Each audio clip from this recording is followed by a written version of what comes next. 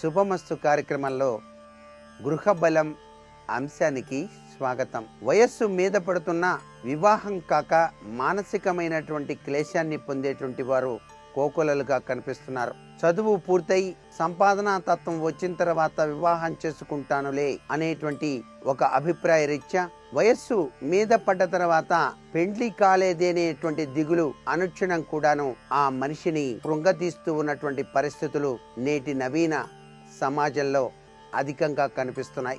దీనికి కారణం ఊహాత్మకమైనటువంటి చర్యల్లో విదేశీ మోజులో పడి కొంతకాలం చదువుల కోసమో ఉద్యోగం కోసమో వెళ్ళటం, అక్కడే జీవితాన్ని ఆనందతత్వంతో ఆహా బాగానే ఉన్నానులే అని చెప్పేసి భావిస్తూ ఉన్న తరుణంలో వివాహ వయసు దాటిపోయి వివాహం కాక మానసికమైనటువంటి ఆవేదన చెందేటువంటి వ్యక్తులు మనకు ప్రస్తుతం కోకొలలుగా కనిపిస్తున్నారు. ఎందుచేత ఇలా జరుగుతోంది, దీనికి అసలు సిసలైన కారణాలు ఏమిటి అని ఆలోచిస్తే వారి వారి భావన పరంపర తత్వం అలా ఉంచినట్లయితే వాస్తు శాస్త్రరీత్యా కూడా కొన్ని నియమబద్ధమైనటువంటి ప్రభావాలు ఆచరించకపోవటం వల్ల కూడా ఆ ఇంటిలో వివాహం కావలసిన వారి యొక్క సంఖ్య పెరిగిపోతూ ఉన్నది.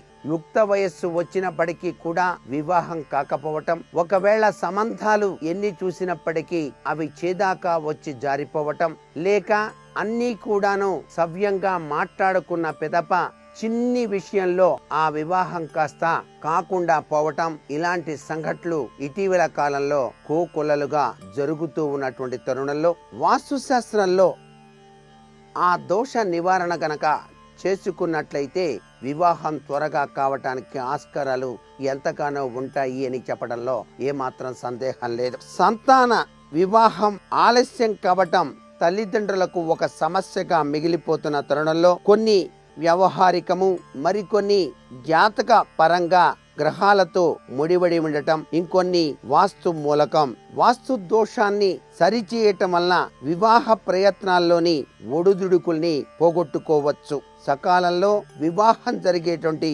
యోగాన్ని కూడా మనం కలిగించుకోవచ్చు. పెళ్లి జరగాల్సిన యువతీ యువకులకు ఇంట్లో ఉత్తర దిశ చాలా అనుకూలాన్ని ఇస్తుంది. నివాస గృహంలోని వాయువ్య దిక్కులో కట్టిన గదిలో నిద్రించటం అలవాటు చేసుకోవాలి. వివాహం కావలసిన వారు ఇంట్లో ఉత్తరం లేదా ఉత్తర పశ్చిమ దిశలలోని గదుల్లోనే ఎక్కువగా నిద్రించాలి సుమా అనే విషయాన్ని ముఖ్యంగా గ్రహించాలి. వివాహం కావలసినటువంటి వారు పడక గది మంచం మీద కాళ్ళు ఉత్తరంగాను తల దక్షిణంగాను పెట్టి నిద్రించాలి సుమ. అవివాహితుల పడక గదిలోని దుప్పటి, పరదా, టేబుల్ కవరు, తలుపులు, కిటికీలు ఇవేవి కూడా నల్ల రంగులో మాత్రం ఉండకూడదు. నల్ల రంగులో గనక ఉన్నట్లయితే వివాహం చాలా ఆలస్యం అవుతుంది. అవివాహితుల గదికి ఒకటి కంటే ఎక్కువ గుమ్మాలు ఉండటం చాలా మంచిదిగా మనకు వాస్తుశాస్త్రం తెలియజేస్తోంది. అవివాహితులు ఉండకూడని గది ఎలాంటిదంటే పూర్తి కానిది లేక వేలాడుతున్న దూలం కలదిగా గుర్తెరగాలి. అవివాహితుల గది గోడలకు గుమ్మాలకు లేత పసుపు, గులాబీ రంగు, తెలుపు, మెరుపుతో కూడినది ఉండటం చాలా శుభదాయకంగా గుర్తెరగాలి. వచ్చిన సంబంధాలు రాకపోతే అవివాహిత గదిలోని తూర్పు ఉత్తర దిక్కులో నీరు పైకి చిమ్మేటువంటి ఫౌంటైన్ గొట్టం ఉండాలి. అంటే అక్కడ నీరు పైకి చిమ్మేటువంటి బొమ్మనైనా సరే ఉంచవచ్చు. అమ్మాయి లేదా అబ్బాయి వివాహానికి సుముఖంగా లేని పక్షంలో వారి గదిలో ఉత్తర దిశగా క్రిస్టల్ బాలును గాజు పళ్ళెం లేదా కప్పులో ఉంచటం చాలా మంచిది. పెళ్లి చేసుకోరా నాయనా అంటే నాకేం పెళ్లి ఇప్పుడే మొద్దు అని చెప్పేసి అనేటువంటి అబ్బాయి, అమ్మ పెళ్లి చేస్తాను అంటే నేను ఉద్యోగం చేయాల్సిందే ఇప్పుడే పెళ్లి చేసుకోను అనేటువంటి అమ్మాయి, ఇలా ఈ వివాహ విషయంలో ప్రవర్తన కనుక ఉన్నట్లయితే ఇలాంటి వాళ్ళు ఈ క్రిస్టల్ బాల్ వారి గదిలో నిద్రించేటువంటి గదిలో గనక గాజు పళ్ళెం లేదా కప్పులో గనక ఉంచినట్లయితే వారు వివాహం చేసుకోవటానికి సుముఖత వ్యక్తం చేస్తారు సుమా. వివాహ ప్రస్తావనలో మాటిమాటికి ఆటంకాలు అవరోధాలు కలుగుతూ ఉన్నట్లయితే అతిథులను డ్రాయింగ్ రూములో ఇంట్లోకి చూసేటట్టుగా కూర్చోబెట్టాలి. ఇంటి ముఖద్వారం వారికి వెనుక వైపు ఉండేటట్టుగా చూసుకోవాలి సుమా.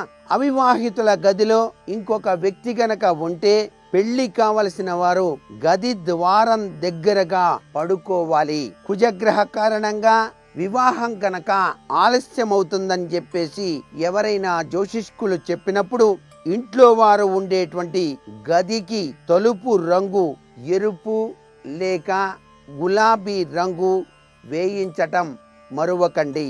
పెళ్లి కావలసిన వారి పడక గది దక్షిణ, పడమర, నైరుతి దిక్కులో ఉండకూడదు. దీనివల్ల వివాహ సంబంధాలు రావటం ఆగిపోవచ్చు కదా, వచ్చినవి నచ్చకపోవచ్చును. ఈ పరిస్థితి నుండి బయటపడటానికి పెళ్లి కావలసిన వారి పడక గది ఉత్తరం వైపు ఉండటం చాలా మంచిది. ఇంటి ముఖద్వారం దగ్గర వాస్తు దోషం గనక ఉన్నట్లయితే సంతాన వివాహ నిశ్చితార్థం గురించి వియ్యంకులతో సంభాషణ ఆ ఇంట్లో కూర్చొని చేయకూడదు. వేరే ప్రదేశంలో మాటలు జరపాలి.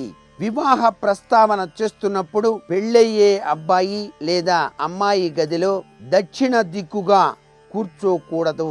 దీనివల్ల వివాహ ప్రస్తావనలో ఆటంకాలు వచ్చి విచ్ఛిన్నం కావటానికి ఆస్కారం ఎంతగానో ఉంటుంది అనే విషయాన్ని గుర్తిరగాలి. వధువు లేదా వరుని గదిలో ఖాళీ తొట్టె, వాడని గంగాళం ఇట్లాంటివి మాత్రం ఉంచకండి.